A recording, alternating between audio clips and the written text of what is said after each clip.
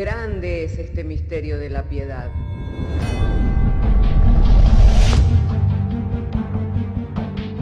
Si se destruyeran los fundamentos, ¿qué ha de hacer el justo?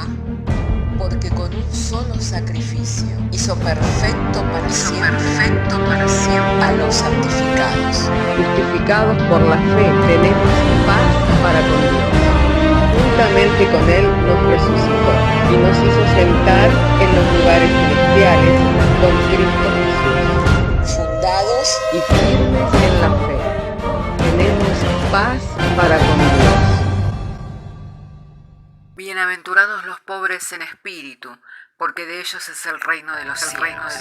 Bienaventurados los que lloran, porque ellos recibirán consolación. Bienaventurados los mansos, porque ellos recibirán la tierra por heredad. Bienaventurados los que tienen hambre y sed de justicia, porque ellos serán saciados. Bienaventurados los misericordiosos, porque ellos alcanzarán misericordia. Bienaventurados los de limpio corazón, porque ellos verán a Dios. Bienaventurados los pacificadores, porque ellos serán llamados hijos de Dios. Bienaventurados los que padecen persecución por causa de la justicia, porque de ellos es el reino de los cielos. Bienaventurados sois cuando por mi causa os vituperen y os persigan, y digan toda clase de mal contra vosotros mintiendo. Gozaos y alegraos, porque vuestro galardón es grande en los cielos.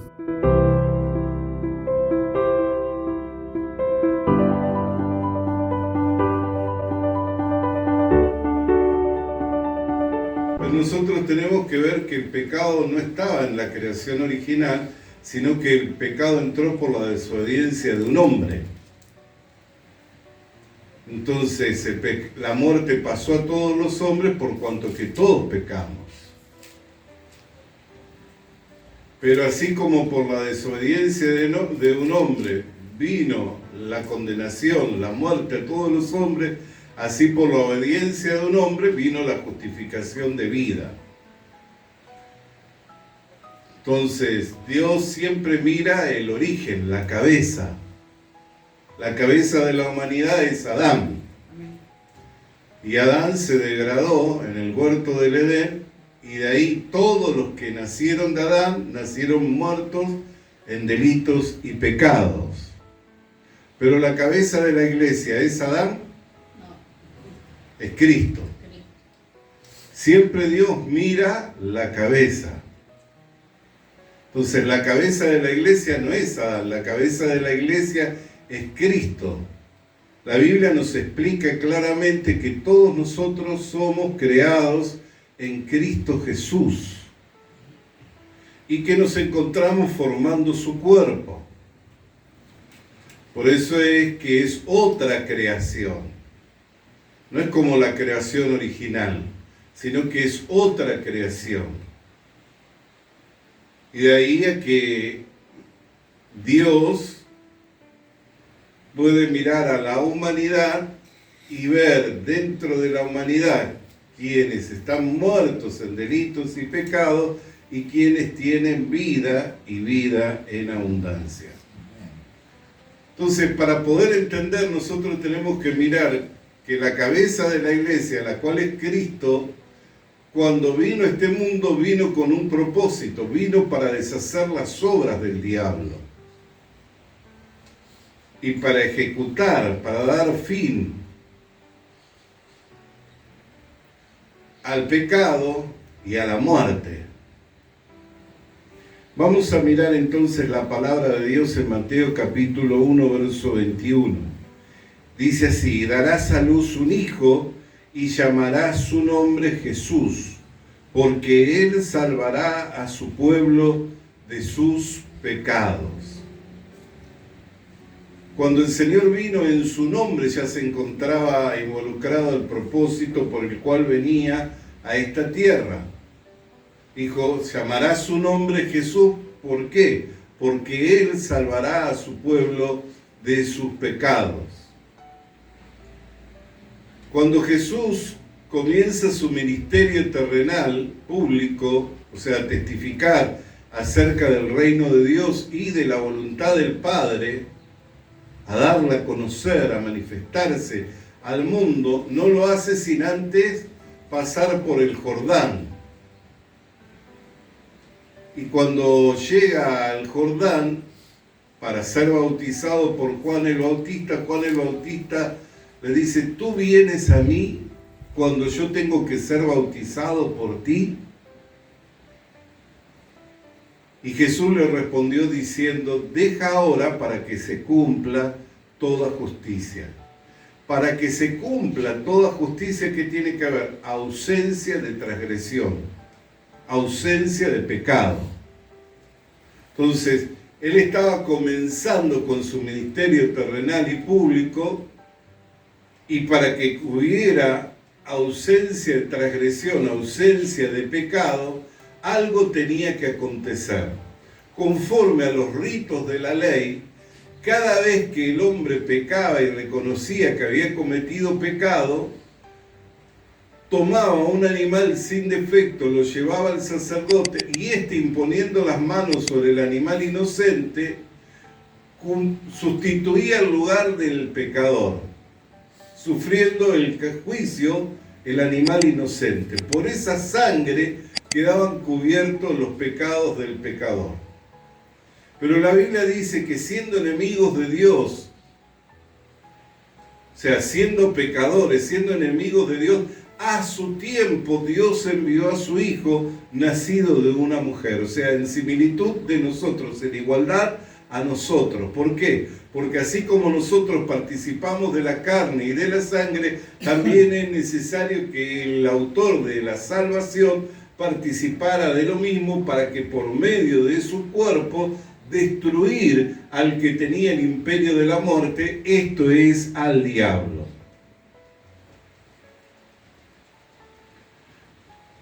Bendito sea el nombre del Señor.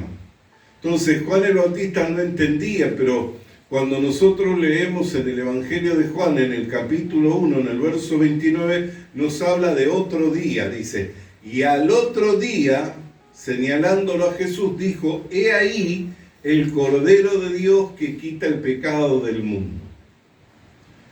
Lo que no había entendido ese día, cuando él quería recibir del Señor Jesucristo el bautismo, y en realidad Jesucristo tenía que pasar por ese proceso conforme al rito de la ley, tenían que ser traspasados los pecados a través de un modelo, a través de un representante de la humanidad.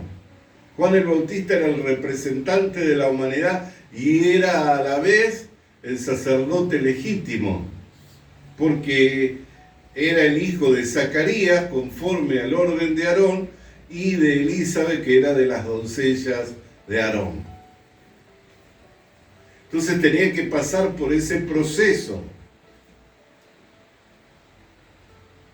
Pero al otro día dice: he ahí el Cordero de Dios que quita el pecado del mundo. O sea que lo que no entendió el día anterior, lo tenía claro al otro día. Y lo señala. Dice: ese es el Cordero de Dios que quita el pecado del mundo. Por eso cuando el apóstol Pablo testifica acerca del Señor Jesucristo en su segunda carta, cuando le escribe a su discípulo Timoteo, en la segunda carta del apóstol Pablo a Timoteo, en el capítulo 1, verso 10, dice: pero ahora ha sido manifestado por la aparición de nuestro Salvador Jesucristo, el cual quitó la muerte y sacó a luz la vida y la inmortalidad por el Evangelio. Para quitar la muerte, antes de quitar la muerte, tiene que solucionar el pecado, porque el aguijón del pecado es el aguijón de la muerte. Entonces, para quitar la muerte, tiene que solucionar el pecado. Pero dice la Escritura que no solamente quitó la muerte, sino que sacó a luz la vida y la inmortalidad. O sea, no solo nos otorga por medio de la fe en Él el perdón de nuestros pecados, sino que nos hace participantes de la vida eterna, regalándonos, dándonos una vida como la de Él, semejante a la de Él. Él gustó la muerte por todos nosotros, para que nosotros no la gustásemos. Pero como era sin pecado, la muerte no le podía retener. Por eso es que al tercer día resucitó victorioso entre los muertos, porque Él no murió por ser pecador, Él murió como sustituto de los pecadores.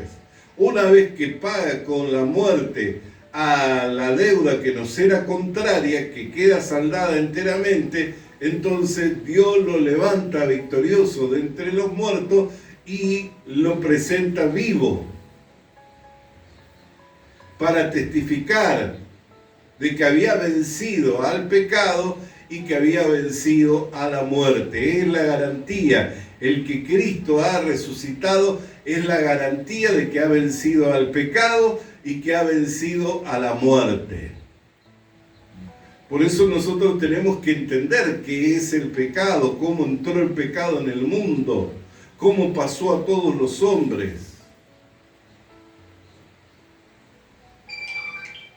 Tenemos que entender, hay gente que no entiende estas cosas y cree que es pecador cuando hace mal y cree que cuando hace bien es justo. Cuando hace lo bueno es justo, cuando hace lo malo es pecador. ¿Pero acaso puede de una misma fuente salir agua dulce y agua amarga? ¿Acaso puede el buen árbol dar un mal fruto o el mal árbol dar un buen fruto? Es imposible. Nosotros no somos pecadores cuando hacemos malas acciones, ni somos justos cuando hacemos buenas acciones. Hemos nacido en pecado y por eso es que somos pecadores. Y hemos sido justificados no por obras de justicia que hayamos hecho, sino por la fe en Jesucristo. Porque aparte de la ley se manifestó la justicia de Dios, testificada por la ley y por los profetas. La justicia de Dios que es por medio de la fe en el Señor Jesucristo. De modo que el que cree, esa fe le es contada por justicia. Por eso ayer hablábamos de la fe y podíamos ver que la fe no es difícil. Pero ¿cuándo se hace difícil? Cuando andamos por vista. Cuando andamos por vista, se nos hace difícil. ¿Por qué? Porque entonces cuando hacemos lo bueno somos justos. Cuando hacemos lo malo somos pecadores, llevamos condenación. Y no entendemos que somos pecadores desde que nacimos y somos justos por creer. Es muy distinto eso. No es por la obra que yo hago. Nunca va a ser por la obra que hacemos. ¿Usted piensa que por obra puede llegar a ser justo? ¿Cuánto tiempo puede sostener las buenas obras? Hasta que no surja el cólera, hasta que no surja el enojo, hasta que no surja la envidia, hasta que no surja la codicia, hasta que no surja la lascivia, todo eso que está en el corazón del hombre. ¿Cuánto tiempo se puede sostener? No hay manera de que se pueda sostener.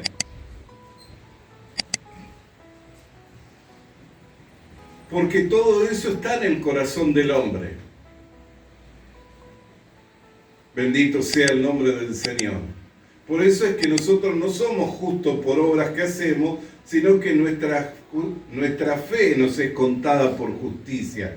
Al creer a Dios, al creer a su testimonio, al creer a su palabra, ahí es cuando nosotros nos es contada esa fe por justicia y llegamos a ser justos hijos de Dios. Y no somos pecadores por las acciones que cometemos, sino que en maldad fuimos engendrados y en pecado fuimos concebidos. O sea que desde el momento en que nacimos separados de Dios a causa del pecado. No por lo que hayamos cometido ayer o lo que vayamos a cometer en el día de hoy o lo que acontezca mañana, sino por el hecho de que nacimos en una naturaleza corrompida que se perdió, cuya cabeza es Adán y se perdió, se degradó en el huerto del Edén, nunca más le fue dado recuperarse.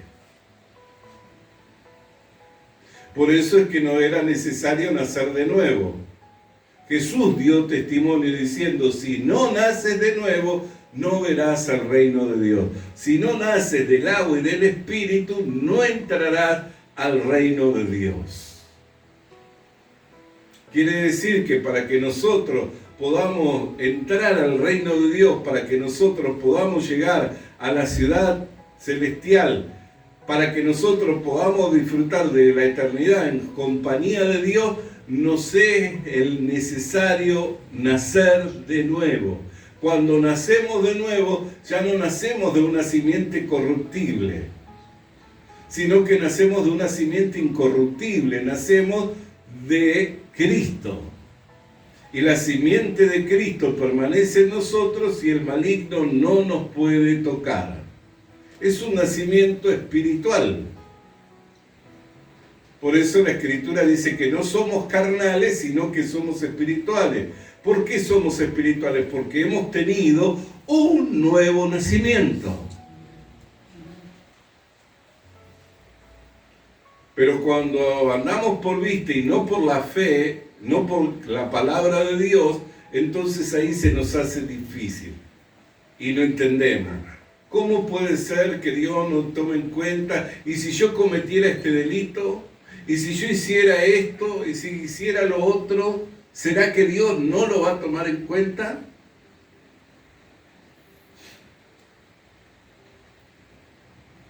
Y hasta nos ponemos a medir hasta dónde puede que Dios tome en cuenta y que Dios no tome en cuenta. Él es el mismo ayer, hoy, por los siglos de los siglos. Si Él da testimonio diciendo, nunca más me acordaré de vuestros pecados y transgresiones, ¿a quiénes incluye?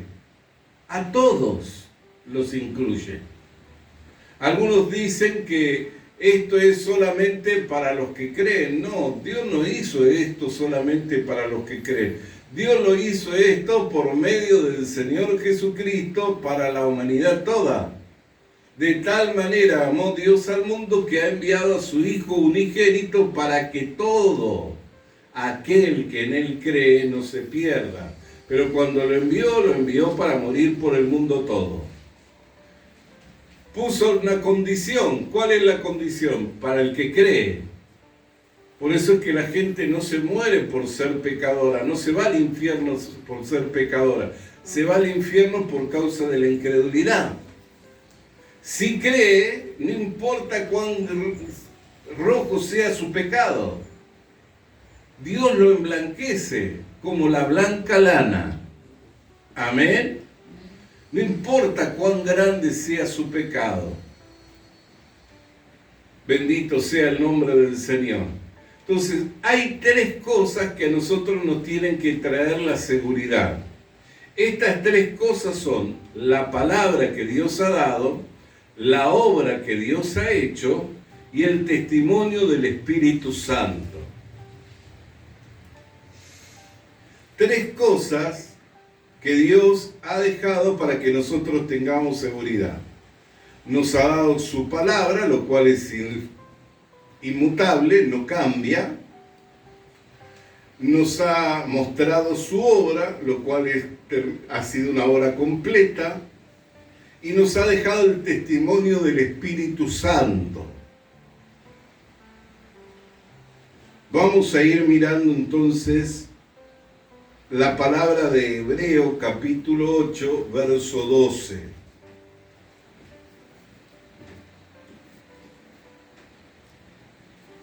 Porque seré propicio a sus injusticias, y nunca más me acordaré de sus pecados y de sus iniquidades. Hebreos capítulo 8, verso 12. Este pasaje, el autor de los Hebreos lo saca del Antiguo Pacto, pero lo da como algo que ya tuvo su cumplimiento. Por eso es que lo encontramos en el Nuevo Pacto, dado que la carta a los Hebreos corresponde al Nuevo Testamento. Dice, nunca más, porque algunos pueden decir, hay cosas que son del Antiguo Pacto y hay cosas que son del Nuevo Pacto. Bueno, esto estaba en el antiguo pacto como algo que había de acontecer y está en el nuevo pacto como algo que ya aconteció. Porque el autor de los Hebreos viene relatando cómo esto fue llevado a cabo. No vamos a hablar de toda la carta a los Hebreos en detalle, pero sí podemos ver que la palabra es clara. ¿Qué es lo que dice la palabra? Nunca más me acordaré de vuestros pecados y de vuestras transgresiones. De ahí que es un error venir y traer confesión de pecado. Es un error. Porque le está pidiendo a Dios que recuerde algo de lo cual Él ya da testimonio que no lo recuerda. Cuando Cristo murió por nuestros pecados, no murió por los pecados que cometimos hasta el momento en que lo aceptamos como Señor y Salvador. Murió por los pecados de la humanidad. Y cubrió con su sangre los pecados de la humanidad. No solamente de Adán, sino hasta el último de los hombres. Cubrió los pecados de toda la humanidad. Entonces es un error doctrinal venir y hacer confesión de pecado. Es un error doctrinal. ¿Por qué? Porque aquí confesamos nuestros pecados. Nosotros no tenemos un sacerdote, ¿no?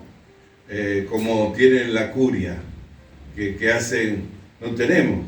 No. Confesamos a Dios.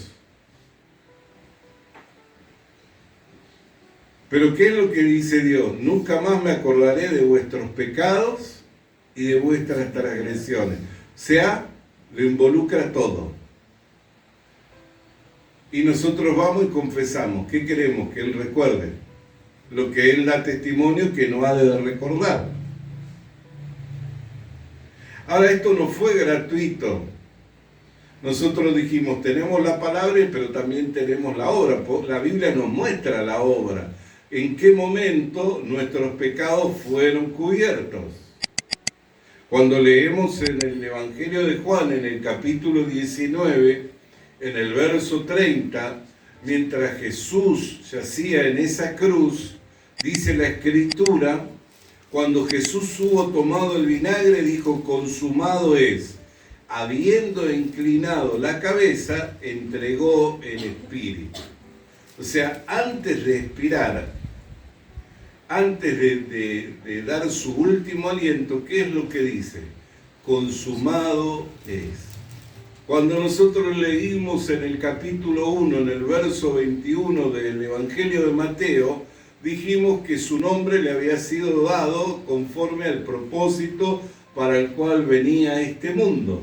¿Con qué propósito Jesús vino a este mundo? Salvar a su pueblo de sus pecados.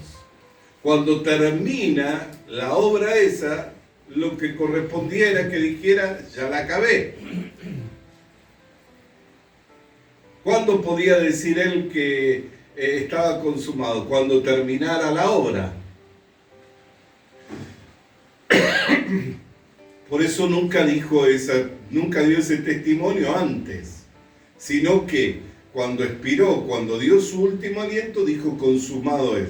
Ya terminé la obra para la cual vine a este mundo. ¿Con qué propósito vine a este mundo? A salvar a mi pueblo de sus pecados. Al decir consumado es, quiere decir que la obra ya concluyó. Ya Jesucristo salvó. Y salvó perfectamente. ¿Me comprende? Si nosotros dijéramos que todavía somos pecadores, estamos diciendo Jesucristo fracasó, su sangre no era limpia, por lo cual no limpió nuestros pecados, y Dios es mentiroso. Estaríamos haciendo afrenta al Espíritu de Dios. Vamos a leer un pasaje más de Hebreos capítulo 10, verso 14 al 17. Dice así: porque con una sola ofrenda hizo perfecto para siempre a los santificados, y nos atestigua lo mismo el Espíritu Santo. ¿Quién nos atestigua? El Espíritu Santo. Porque después de haber dicho, este es el pacto que haré con ellos, después de aquellos días, dice el Señor, pondré mis leyes en sus corazones y en sus mentes las escribiré. Y añade, nunca más me acordaré de sus pecados y transgresiones. Por más que nos luche el corazón, por más que nos batallen los pensamientos, nosotros tenemos que honrar a Dios. Lo vuelvo a repetir. Por más que nos luche el corazón, por más que nos batallen los pensamientos. ¿Por qué? Porque nadie se conoce mejor que uno mismo, ¿no es cierto? Nosotros nos conocemos perfectamente o entendemos conocernos. Y es bueno cuando nos conocemos y sabemos lo que somos. ¿Por qué? Porque entonces lo glorificamos al Señor. Lo malo es cuando no nos conocemos. Lo malo es cuando creemos que de nosotros puede vertirse algo bueno, brotar algo bueno. Lo malo es cuando brota lo malo y nos queremos justificar a nosotros mismos. Eso es no conocerse.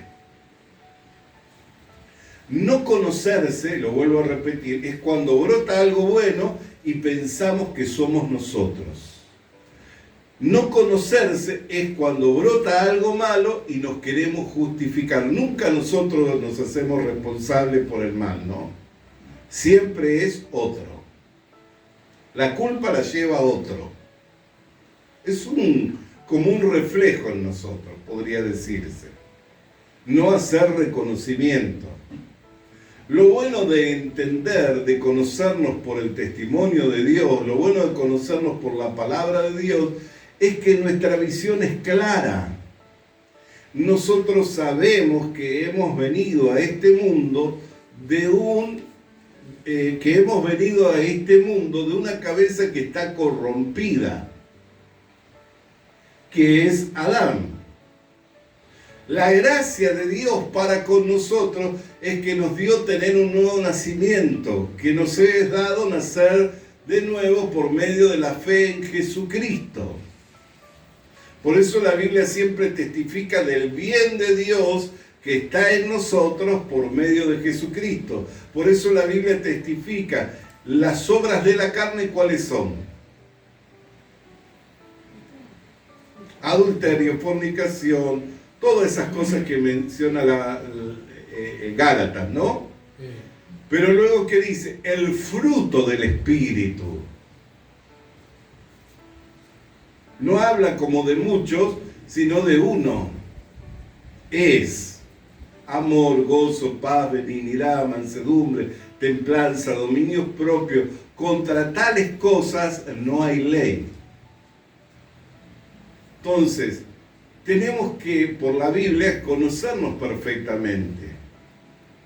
La gracia de Dios es que, siendo pecadores, a su tiempo nos llamó para tener comunión con su Hijo Jesucristo. Se complació en revelarnos a Cristo, el cual es el Salvador y el único mediador entre Dios y los hombres, quien por su obra cubrió perfectamente todos nuestros pecados para que nosotros fuéramos hechos justos hijos de Dios. Entonces ahí no hay confusión. ¿Por qué? Porque no soy justo por obras que yo hago, sino soy justo por la fe en Jesucristo. Ni soy pecador por las obras que yo hago, sino que nací siendo pecador y esas son las obras.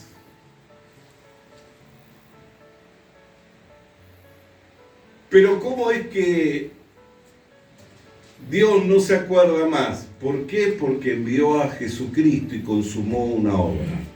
Entonces puedo decir que ya todos los pecados quedaron cubiertos mediante la obra consumada de Jesucristo en la cruz del Calvario. Entonces, tres cosas nos dan testimonio: la palabra, la obra que nos es mostrada por medio de las Escrituras y el testimonio del Espíritu, para que nosotros tengamos seguridad, certeza de que Dios nunca más se acuerda de nuestros pecados y de nuestras transgresiones, para que no cometamos errores, para que no carguemos con la culpa del pecado, sino que podamos vivir en esta libertad, en donde encontramos el poder, en donde encontramos la facultad y el derecho de poder vivir una vida de justicia. Por eso Pablo dijo: todo lo puedo en Cristo que me fortalece.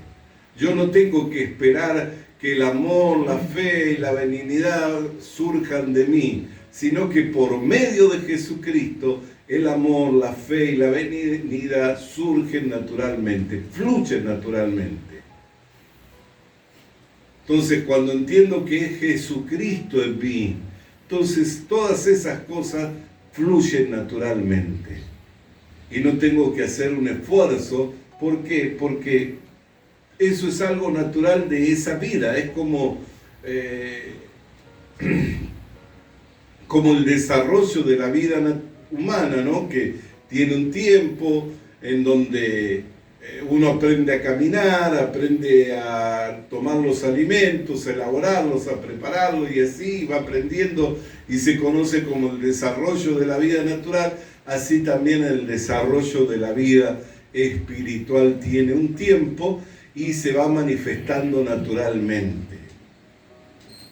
Y a medida en que vamos teniendo el crecimiento conforme al plan y al propósito de Dios, vamos desarrollándonos y vamos alcanzando todas las cosas por las cuales fuimos tomados por el Señor. Entonces, hermanos amados, amados del Señor, por la palabra de Dios tenemos el testimonio bien claro, en el cual Dios dice y da testimonio en que nunca más se acuerda de nuestros pecados y de nuestras transgresiones.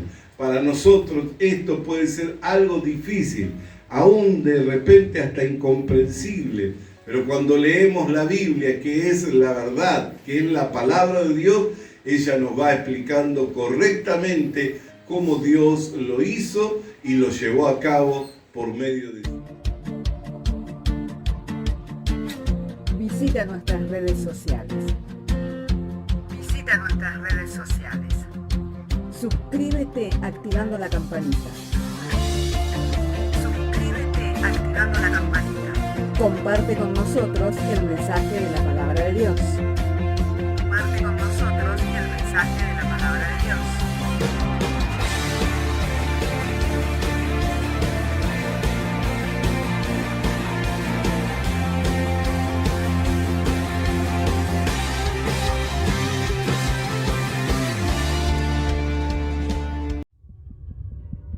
Le animamos a que consiga una Biblia, porque en ella encuentra la mente de Dios, el estado del hombre, el camino de salvación, la muerte de los pecadores y la felicidad de los creyentes. Sus doctrinas son santas, sus mandamientos son obligatorios, sus historias son verdad y sus decisiones inalterables. Léala para ser sabio, crea en ella para ser salvo y póngala en práctica para ser santo. Ella contiene luz para guiarle, alimento para reforzarle y consuelo para alentarle. La Biblia es el mapa del viajero, el bastón del peregrino, la brújula del piloto, la espada del soldado y la carta del cristiano. Le animamos a que consiga una Biblia,